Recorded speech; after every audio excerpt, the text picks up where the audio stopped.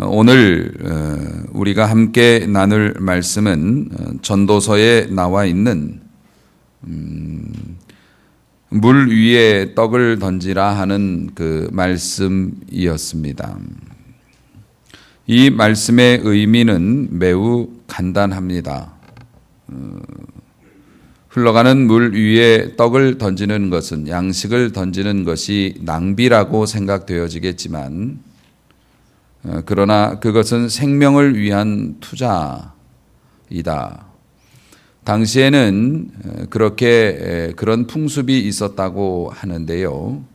가난한 자들을 위해서 흐르는 물에 먹을 것을 놓아서 내려보내면 아래쪽에 있는 가난한 사람이 그것을 받아서 양식으로 삼기도 했고, 사실 더 거슬러 올라가면 그 이집트의 나일강의 그 씨앗들을, 그리고 뭐라고 할까요? 그 열매를 맺을 수 있는 어쨌든 그런 나무들, 풀들을 이렇게 던지는 풍습이 있었다고 하죠. 그러면 이것들이 흘러내려가다가 그 삼각주, 델타 삼각주라고 하는 그 옥토에 이것들이 기슭에 밀려 내려와서 거기서부터 양식이, 거기서부터 곡식이 풍성하게 자라는 것. 그래서 물 위에 대가를 바라지 않고 흘려보내는 것은 언젠가는 의미 있는 열매를 거두게 된다. 히브리 사람들이 그런 의식을 가지고 있었던 것 같습니다. 이 말씀을 준비하면서 저는 한 가지 의문이 들었습니다. 과연 설교라고 하는 것은 어떤 의미일까? 그리고 설교를 통해서 나는 무엇을 할 수 있고 어떤 일이 벌어져야 올바른 설교를 하는 것일까에 대한 고민이었습니다. 설교를 듣는 여러분들도 말씀을 들으면서 아주 재미있고 우스운 이야기 혹은 이전에 알지 못했던 성경의 지식을 얻으면 흡족해 하십니다. 그리고 좋아하십니다. 은혜 받았다고도 말씀하십니다. 그런데 과연 그것이 설교의 전부일까?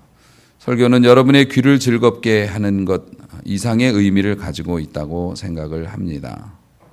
설교는 가르치는 시간도 아니라고 생각을 합니다. 설교는 심지어 여러분을 책망하는 시간이 되기도 하는데, 사실 여기가 재판하는 자리도 아니기 때문에 설교는 그것이 다도 아니라고 생각을 합니다. 물 위에 너의 식물을 흘려보내라. 좋은 일을 하고 살면 하나님이 복을 주실 거다. 물론 이 말씀은 정말 귀중한 원리입니다마는, 과연 이 말씀을 들었을 때 여러분이 이 말씀을 듣고 몰랐는데 앞으로는 그렇게 해야 되겠구나. 과연 그럴까? 사실 신자가 아니더라도 사람이 어떻게 살아가야 하는지는 다 알고 있습니다.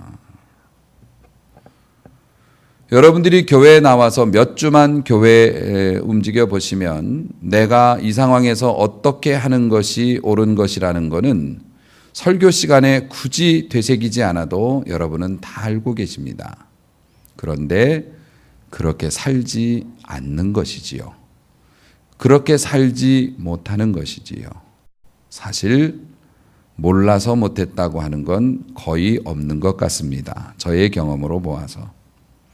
그렇다면 설교는 무엇인가? 왜 성도들은 순종하지 않고 하나님 앞에서 같은 잘못을 반복하는가? 그것은 그들이 악해서가 아니라, 그들이 나쁜 마음을 가져서가 아니라 약해서라는 성령의 감동을 제가 받았습니다. 다시 말해서 분명히 뛰어야 하는 것은 알고 있는데 너무 지쳐서 당연히 저쪽으로 뛰어가야 하는 것이 맞음에도 불구하고 일어서지를 못하는 상태, 그것이 성도의 상태이다. 왜 뛰어야 하는지의 당위성은 알고 있으므로 설명하는 것은 그리 큰 유익이 되지 않는다라는 결론을 갖게 되었습니다. 여러분들이 몰라서 못 깨달아서가 아니라, 저보다 지식이 부족해서가 아니라, 어쩌면 여러분들이 너무 지쳐있기 때문에, 너무 힘들기 때문에 하나님의 말씀과 뜻을 알면서도 그 뜻대로 일어나서 뛰지를 못하고 있는 것일 것이다.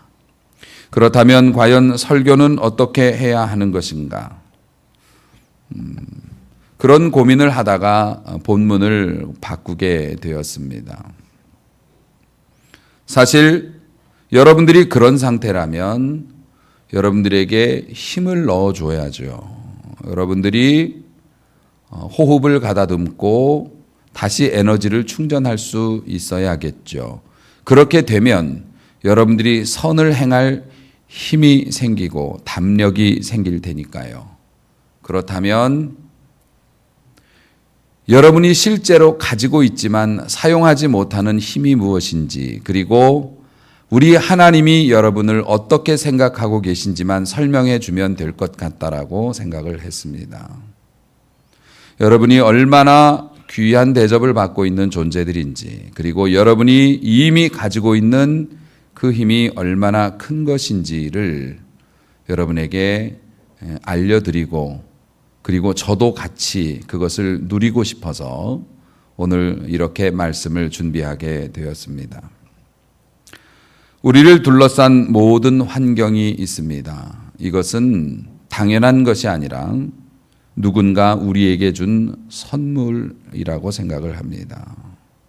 그 누군가는 당연히 사람이겠죠. 어떤 사람이 나를 용납해 줬기 때문에 자동차가 충돌하지 않고 여기까지 올 수 있었을 겁니다. 어떤 사람이 나를 좋게 봐서 나에게 사업의 기회 혹은 일할 수 있는 기회를 주었기 때문에 내가 지금 일을 하고 있을 겁니다. 어떤 사람이 나를 더 좋게 봐서 사랑했기 때문에 결혼했고 또 자녀들이 생겨났을 수도 있겠습니다. 우리를 둘러싼 모든 것은 당연한 것이 아니라 타인의 배려로 인한 선물입니다. 그런데 그러한 마음을 갖게 하신 분이 하나님이십니다. 결국 우리의 삶에 있는 소중한 모든 것들은 하나님의 선물이라고 생각합니다. 그 선물이기 때문에 선물은 공짜로 받은 거니까 감사해야겠죠.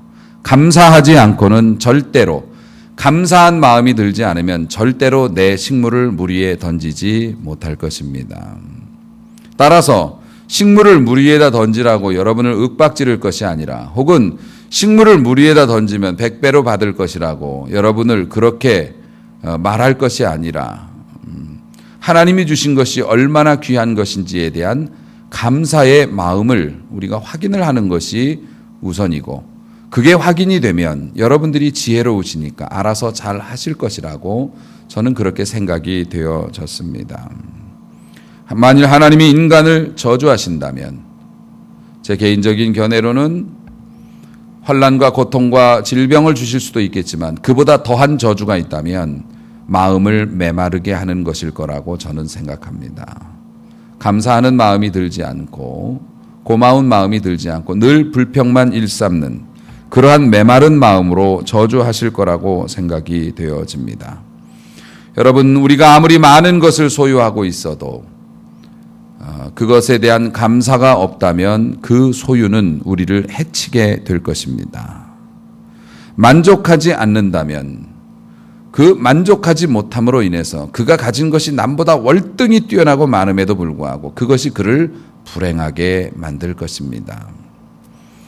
여러분, 그러므로 우리가 가진 것에 대해서 그것이 무엇이든지 간에 만족할 수 있어야 하는데, 감사할 수 있어야 되는데, 한 걸음 더 나아가서 사도행전 20장 35절의 말씀을 보니 사도 바울이 예수님의 말씀을 인용하여 우리에게 권면하고 있습니다. 주는 것이 받는 것보다 복되도다 라는 말씀을 기억하라고 권면하고 있습니다. 우리가 받아서도 하나님 앞에 감사를 드리지만 우리가 줄 수 있는 것을 감사할 수 있었으면 그게 더 큰 복이라는 거죠. 교회에서 무언가 얻어서 감사한 것도 있지만 내가 교회나 다른 이들을 위해서 무언가를 드릴 수 있음에 그러한 것을 감사함으로 하면 하나님께서 크게 영광 받으시고 여러분에게 영혼의 햇볕을 쏟아 부어 주신다고 하는 사실. 여러분, 오늘 본문에 나타난 사도 바울의 감사를 보면 꼭 우리 교회에 하는 이야기 같아서 이 말씀을 한번 살펴보려고 합니다. 오늘 고린도전서 1장 4절서부터의 말씀을 보니 그리스도 예수 안에서 너희에게 주신 하나님의 은혜로 말미암아 항상 하나님께 감사한다. 바울이 고린도 교회 교인들에게 하는 얘기입니다. 예수 안에서 하나님께서 너희에게 은혜를 주셨다. 그래서 그 은혜를 보면서 내가 늘 감사한 마음을 가지고 있다. 자, 그러면 예수 안에서 받은 고린도 교회 교인들, 우리 경배와 찬양교회 여러분들이 받은 은혜가 무엇인지 5절 말씀을 보니 이게 뭐냐면 너희가 그 안에서, 그는 예수님이시겠죠. 신앙 안에서 모든 일에 풍족했다. 모든 일에 풍족했다. 그 모든 일이 뭡니까? 언변과 지식이라고 기록이 되어져 있습니다. 언변이라고 하는 거는 말솜씨 아닙니까? 말하는 거요. 말하는 게 풍족해서 사도 바울이 하나님께 감사했대요. 너무 좋대요. 그게 무슨 의미일까요? 말은 글쎄요. 교회에서는 말을 조심하라고 항상 가르치는데 왜 언변이 풍족함으로 당신들을 바라보니 언변이 풍족해서 내가 하나님 앞에 정말 감사해요. 이렇게 얘기했다는 거죠. 왜 그랬을까? 이 언변이라고 하는 지금 이 말의 뉘앙스는 이런 것입니다. 이건 우리가 말하는 다변, 달변 이런 것이 아니고요. 하늘의 말을 잘 썼다는 의미를 가지고 있습니다. 하늘의 말을. 고린도라고 하는 도시는 아시다시피 그 환경이 아주 나쁜 도시였습니다. 타락의 대명사죠. 아주 그 음란하게 그렇게 행동하는 사람들을 보면 고린도에서 좀 놀았겠는데 당시에 그랬다고 할 정도로 그런 동성연애가 아주 횡행을 했고요. 아주 좋지 않은 환경이었습니다. 우상숭배가 아주 만연했고. 그런데 그곳에 교회가 생겼어요. 그런데 그 교회에 복음을 전하고 교회가 생겼는데 목회자가 보니까 성도님들이 서로 말을 주고받는데 하늘의 말을 주고받는 거예요. 그걸 보면서 너무 좋았다는 거예요. 감사했다는 거예요. 여러분, 우리가 쓰는 말 중에 하늘에서 통용되는 말이 있고 땅에서 쓰는 말이 있고 그렇습니다. 하늘나라의 말이 뭐가 있을까요? 감사합니다. 이런 말, 사랑합니다. 이런 말, 나는 믿어요. 이런 말들, 내가 먼저 해볼게요. 이런 말들 뭐 많이 있죠. 이런 것도 가르쳐 주지 않아도 아마 여러분들이 구별하라면 정확히 구별해 내실 수 있을 거라고 생각해요. 땅에서 쓰는 말은 뭐가 있을까요? 그건 뭐 우리가 늘 쓰는 말들 중에 다 있습니다. 뭐 이게 되겠나 하는 뭐 부정적인 말도 있고요. 뭐 아주 나쁜 말들 많이 있지요. 그런데 여러분,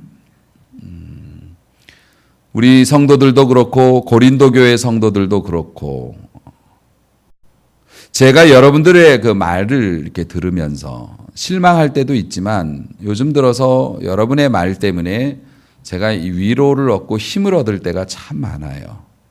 여러분들은 무심코 한 이야기지만 그 한마디가 하늘의 말이었기 때문에 목회자는 너무 그동안의 피로와 어떤 그 마음 아픈 것이 씻겨나갈 정도로 그런 말들을 제가 가끔 들어요. 여러분, 신앙이 있는 사람도 해야 하는 줄 알면서도 못할 때가 있습니다. 우린 슈퍼맨이 아니니까요. 어떻게 해야 옳은 건지, 어떻게 해야 바른 건지를 알면서도 못할 때가 있어요. 왜냐하면 내가 너무 힘이 없거든요. 그러면 신앙의 사람들은 뭐라고 하냐면 해야 하는데 너무 죄송한데 근데 내가 너무 힘들어서 무서워서 형편 때문에 내가 위로하지 못하고 좋은 말 못하고 해야 하는데 못해서 너무 죄송해요. 이건 하늘의 말입니다. 진심은 서로 통하죠. 그런데 땅의 말은 이렇습니다. 내가 마음만 먹으면 할 수 있거든. 근데 안 해. 왜 해? 요런 거는 땅의 말이죠. 그런데 그 하늘의 말이 여러분들에게서 많이 들려져요. 여러분들은 무심코 던지는 말이지만 목자는 이게 쇠는 자석에 철커덕 붙는 것처럼 그런 말들은 와서 철컥철컥 붙거든요. 내가 목회를 헛한 것이 아니구나. 내가 다른 이들처럼 뭐 큰 교회 건물을 짓거나 많은 성도들과 함께 정신없이 목회하는 즐거움은 누리지 못했다 할지라도 우리 성도들이 성숙해져 가고 있구나. 아마 고린도 교회도 세상의 시각으로 보면 알량한 교회였습니다. 대단한 게 없었죠. 그런데 바울이 볼 때는 그 은혜로 인해서 너희에게 내리시는 그 하나님의 은혜가 나타나는 걸 보고 내가 너무 감사한다. 여러분들에게 그 말씀을 꼭 드리고 싶었어요. 여러분들 스스로 느끼실지 어쩔지 모르지만 예전에 비해서 여러분들 정말 믿음으로 많이 크셨어요. 그것을 꼭 칭찬해 주고 싶었습니다. 여러분들이 쓰시는 말 중에 그런 것들을 제가 본단 말이죠. 그뿐만 아닙니다. 지식에 풍족했다 이렇게 말씀이 나와 있습니다. 지식도 역시 마찬가지입니다. 영어 수학에 대한 지식이 아니고요. 영적인 원리에 대한 지식입니다. 우리는 아는 대로 행동합니다. 사람은 자기가 알고 있는 대로 행동하죠. 여러분들이 교회에서 신앙생활을 하면서 혹은 가정과 직장에서 이런저런 일들이 발생할 때 여러분들이 대처하는 모습을 보면 제가 하나님 앞에 감사를 드리지 않을 수 없는 거예요. 왜냐하면 여러분들은 영적인 원리를 배우고 깨우친 거예요. 그동안에 여러 가지 어려움을 겪어오면서. 그래서 어떤 상황이 벌어지면 이제는 상당히 여러분들이 영적으로 생각하고 계시더라고요. 그것을 보면서 하나님 앞에 너무 감사한 겁니다. 욥이 고난을 통해서 깨달아요. 많은 고난을 통해서 깨닫는데 그 고난이 어떤 거였냐면 앞으로 가도 그가 안 계시고 뒤로 가도 보이지 않고 왼쪽에서 이 일을 하신다고 해서 왼쪽으로 가보니 만날 수 없고 그분이 오른쪽으로 가셨다는데 내가 따라가지를 못하겠구나. 앞뒤 좌우 하나님이 계시다고 하는데 나는 맛보지 못했다 이거예요. 나는 고통스러운데 아무리 찾아도 하나님이 안 계신 것 같고 도와주시지 않는 것 같았대요.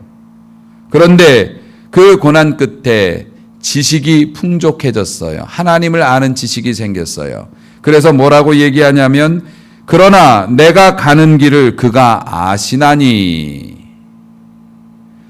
그가 알고 이끄셨다는 의미가 있습니다. 하나님께서 분명히 이끄시니까 우리가 살고 있거든요. 그런데 전에는 하나님께서 내리막에서 우리를 떨어뜨리신 줄 알았다는 거예요. 대굴대굴 굴러가는 것 같아서. 그런데 그게 아니었고 지식이 쌓여서 욥이 깨닫고 나서 보니까 나의 가는 길을 그가 아셨던 거예요. 그분이 예정하시고 그분이 예비하신 길로 나는 하나님이 놓치셔서 나는 굴러떨어지는 줄 알았는데 하나님께서 의지를 가지고 끌고 가고 계셨던 거라는 거죠. 그걸 알고 나니까 어떤 고백이 나옵니까? 그가 나를 단련하신 후에는 내가 순금같이 되어 나오리라. 할렐루야. 예전의 성경 정금이 더 어감이 좋은데 말이죠. 정금같이 되어서 하나님 앞에 쓰임받고 받게 될 것을 안다는 거죠, 욥이. 여러분에게도 그런 모습이 보였다는 겁니다. 고린도 교회 교인들에게 고난과 연단을 통해서 지식이, 하나님을 아는 지식이 풍성해져 가서 그들이 내린 결정과 그들이 하는 말 속에서 하늘의 지식이 쌓여가고 언변이 풍성해지는 게 보여서 감사했던 것처럼 저도 여러분을 그렇게 보고 있다는 거죠. 그리고 그게 여러분들의 실제 모습이라는 겁니다. 우리는 이 땅에 살아서 뿌리 깊게 1등에 관한 환상을 가지고 있습니다. 하나님 앞에서 8가지 잘했는데 2가지 크게 잘못했어요. 그럼 우린 8가지 없다고 생각합니다. 그렇지 않습니다. 8가지 잘못하고 2가지 잘해도 우리 하나님은 그 2가지 때문에 기뻐하시고 여러분들 미워라 하지 않으십니다. 여러분이 완벽해서 사랑하시는 것이 아니라 예뻐서 사랑해 주셨습니다. 여러분, 하나님이 여러분에 대해서 진노한다고 생각하지 마십시오. 그 진노는 이미 그리스도의 십자가의 피 때문에 다 비껴나가고 있는 줄로 믿으시기 바랍니다. 다만 하나님께서 안타까워하시는 것은 있죠. 그 풍성함을 누리지 못하는 것 때문에 안타까워하십니다. 자, 다윗도 한번 보니 죽음의 문턱을 들락날락했습니다. 아시지요? 다윗이 어떻게 살았는지. 매일매일이 살고 죽는 문제였습니다. 잡히면 죽는 겁니다. 그런데 그러한 많은 과정을 거쳐서 하나님이 자기를 보호하심을 알았어요. 지식이 생겼어요. 그래서 지식이 생기니까 뭐라고 고백합니까? 내가 비록 사망의 음침한 골짜기를 지날지라도 해를 두려워하지 않을 것은 주의 지팡이와 막대기가 나를 안위하심이라, 보호하심이라. 다윗이 그러한 지식을 가지고 하나님 앞에 영광을 돌릴 때 하나님께서는 그를 왕위로 끌어올려 주셨습니다. 그러니까 여러분의 운명을 제가 짐작하는 거죠. 여러분의 말이 바뀌고 여러분의 하나님에 대한 지식이 바뀌어서 고백이 바뀌면 하나님께서 자격증을 발급하시고 그 축복을 다스리는 자로 끌어올려 주신다는 거죠. 저는 그것을 보면서 감사하는 겁니다.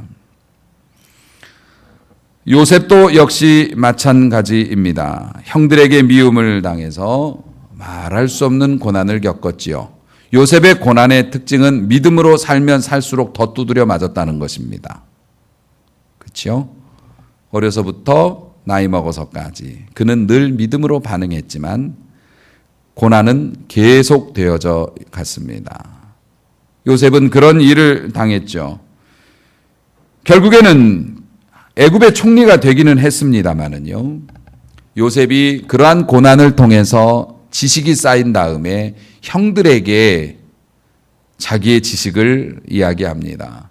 당신들은 나를 해하려 했지만 하나님께서 당신들을 통해서 나를 이곳으로 보내어 많은 생명을 구원하려 하셨던 거였더라고요.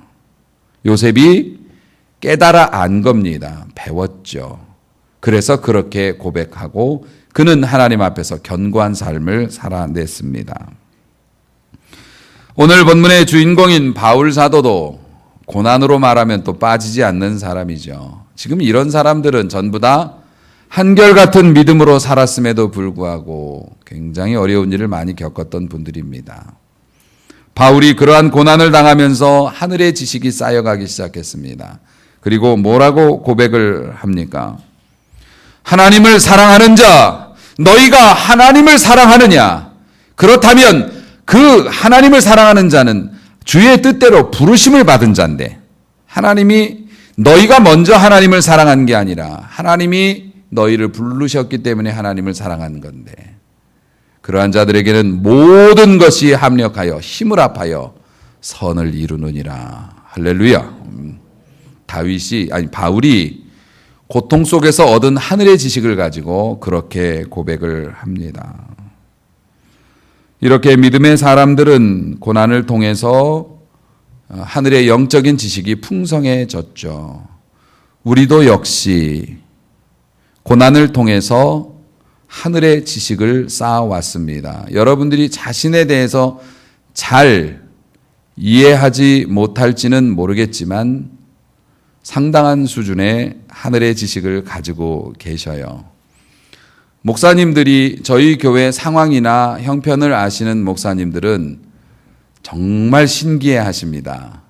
성도님들이 그렇게 잘 따라줘요, 지금도? 아유, 그럼요, 목사님. 저희 교회는 너무 행복하고 너무 좋습니다. 그게 가능해요? 아유, 그럼요.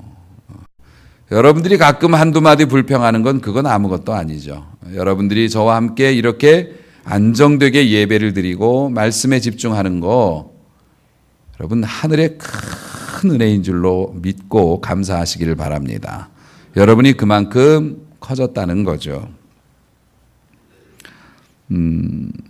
여러분이 지금껏 살아온 삶의 족적을 하나님이 지켜주셨죠. 메마른 땅을 종일 걸어갈 때도 있었습니다. 지금도 풀 한 폭이 없는 마른 사막에 혼자 서 있는데 내가 이길 수 없는 짐승이 달려오는 것 같은 느낌을 받기도 합니다.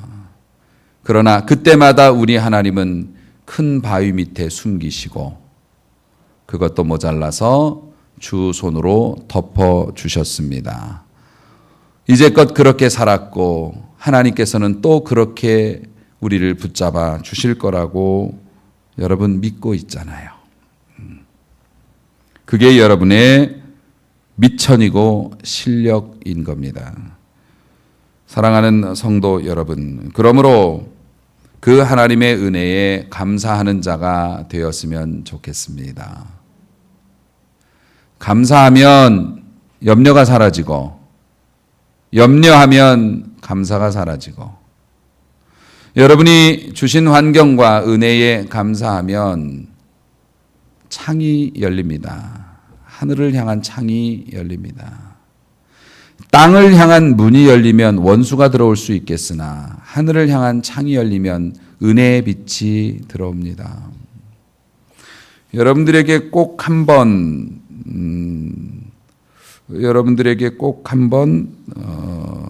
시간을 내어서 여러분들이 한번 해보셨으면 좋겠는 것을 권면을 드리자면 여러분이 시간이 되시면 한번 해보세요. 종이 2장을 준비하셔서 한 장에다가는 감사하는 일을 쓰시고 한 장에다가는 불편한 일을 쓰세요. 그런데 그거를 쓰실 때는 제 개인적인 경험에 의해 보면 리얼로 쓰셔야 돼요. 하나님의 영광을 돌릴 수 있어서 감사합니다. 이런 거 말고요. 무좀을 이렇게 치료해 주셔서 감사합니다처럼 리얼로 쓰셔야 돼요. 불편사항도 여러분이 쓰시는 단어로 쓰시는 게 훨씬 더 좋더라고요. 두리뭉실하게 쓰지 말고 이것 때문에 짜증난다고 쓰시고 근데 한쪽을 다 쓰고 한쪽을 쓰지 마시고 번갈아 쓰시면 돼요. 그냥 불평이 많으면 계속 안 좋은 거 막 계속 쓰세요. 그러다가 생각나면 감사하는 거 하나 써보세요. 만약에 여러분이 기도하시는 분이고 잠깐 기도하면서 그걸 쓰신다면 분명히 제가 확신하건대 불편사항이 훨씬 많을 겁니다. 그렇지만 조금 지나서 조금 마음을 가라앉히고 보면 그래도 감사할 것들이 나오기 시작하는데요. 여러분 쏟아져 나올 겁니다. 그리고 불편한 거 10개 적었어도 내가 오늘 내 심장을 지켜주시고 내 머리의 혈관을 지켜주신 하나님께 감사 한 줄이면 이 불평이 부끄러워지는 거죠. 내 자식 스키장에 가서 10바퀴 굴렀어도 안 부러지고 돌아오는 거 감사. 이거 하나면 월급이 적고 누가 나한테 뭐라고 얘기했고 이거 나오지 않더라고요. 제 경험에는 그렇습니다. 여러분 한번 적어보세요. 주님이 주신 은혜로 인하여 감사할 조건으로 인하여 나의 불평이 무색해지게 됩니다. 왜냐하면 감사가 시작되면 하늘을 향한 문이 열려서 빛이 들어오는데 그 전에 어두운 방에 있을 때는 이게 귀한 건지 뭔지도 모르고 거치장스럽기만 했는데 은혜의 빛이 딱 비춰져 보니까 하나님이 내게 주신 게 너무 기가 막힌 거죠. 제가 요즘 그거 보고 있습니다. 우리 교회 모든 성도들 한 사람 한 사람 제 마음속에 너무너무 감사한 거죠. 여러분, 그리고 감사하면 사람이 견고하게 되어집니다. 흔들리지 않아요. 뿐만 아니라 감사하면 생각이 뛰어납니다. 다른 사람보다 앞서 나가요. 감사한 마음으로 사업하는 사람과 짜증내고 불평하며 사업하는 사람은 일반 세상에서도 그 결과를 뻔히 알 수 있죠. 감사하게 되면 고독으로부터도 자유로워진다고 했어요. 감사하면 뭐가 열린다고요? 하늘의 문이 열린다고요. 그러면요, 내 마음속에 어두운 그늘이 언제 갔는지도 몰라요. 웃고 있는 내 자신을 발견합니다. 감사하면 미래가 보이죠. 감사하면 지혜가 보석같이 반짝거릴 겁니다. 특별히 감사하면 주님의 음성을 듣습니다. 우리의 삶을 돌아봅니다. 우리 교회를 돌아봅니다. 모든 것이 하나님의 은혜였습니다. 그런데 여러분, 여기까지도 잘 힘이 안 나신다면 여러분이 그 대상자라는 사실을 제가 입증해 드리겠습니다. 저는 교회 나온 지 얼마 안 되는데요. 자, 보세요. 여러분들이 얻은 은혜가 얼마나 큰지. 여러분은 하나님의 말씀을 들으면 이해하시잖아요. 그렇죠? 지금 이 중에서 몇 분만 고개를 끄덕이셨고 나는 네가 무슨 말을 하는지 아직도 모르고 있다라고 말씀하실 수도 있습니다. 맞는 말입니다. 하나님의 말씀을 증거했는데 이해가 안 돼. 읽어도 잘 모르겠어. 그런데 여러분, 그게 은혜 받은 자의 표시는 아니에요. 그럼 대학 교수만 은혜 받습니까? 글 모르면 하늘나라 못 갑니까? 아닙니다. 진짜 은혜가 뭔지 아세요? 이해는 되어지지 않지만 이해되어지고 싶어. 여러분, 그런 거 있잖아요. 내가 깨달아지지는 않지만 깨달아지면 내가 마음껏 신앙생활을 하고 싶어. 나도. 내가 아직은 뜨거워지지 않지만 나 뜨거워지고 싶어. 그러니까 여기 나와 계셨지. 그쵸? 누가 총칼로 여러분들 위협해서 이 자리 끌고 왔습니까? 여러분 스스로 나왔다는 건 여러분의 신앙적인 어떤 그 익숙함, 성경이나 찬송이나 교회 문화에 대한 이해 정도 차이는 있을 수 있어도 여러분이 무엇을 많이 깨달아서가 아니고요. 진짜 은혜는 뭐냐면 하나님의 말씀에 끌린다는 게 진짜 은혜입니다. 이게 하늘에서 주신 은혜예요. 이해되면 믿고 싶잖아요. 힘 주시면 순종하고 싶잖아요. 지금 그게 안 돼서 그렇지만 그럴 마음이 있으시잖아요. 그 마음을 하나님이 여러분에게 주신 거예요. 그러니까 여러분은 하늘의 복을 받은 사람들이죠. 여러분, 우리는 그렇게 조금씩 많이 부족하지만 하나님 나라의 말을 우리가 영어 처음 배울 때 영어 쓰면 쑥스럽잖아요.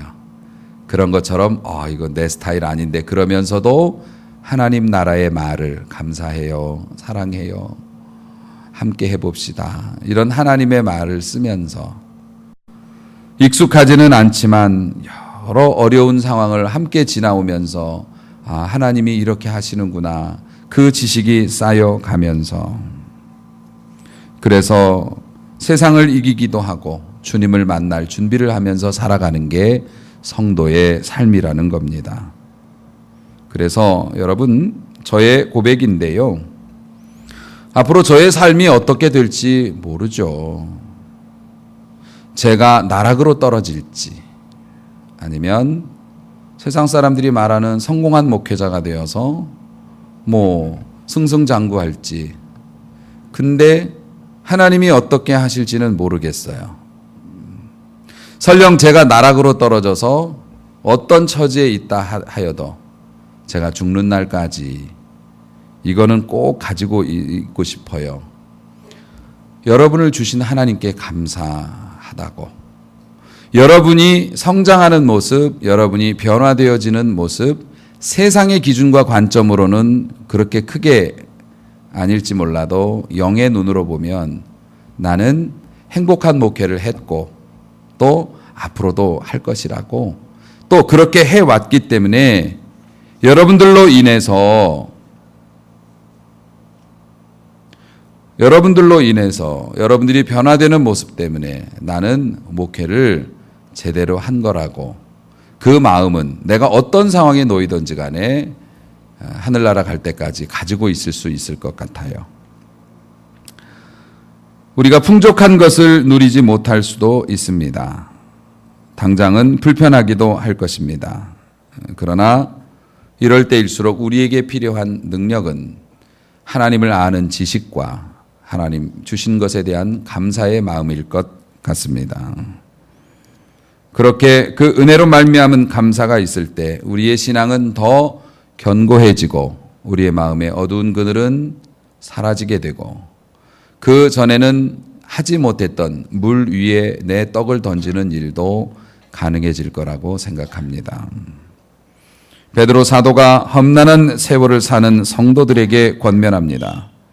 너희 염려를 다 주께 맡겨버리라. 이는 저가 너희를 돌보십니다. 오늘도 하나님께서 우리와 우리의 교회를 돌보아 주실 줄로 믿습니다.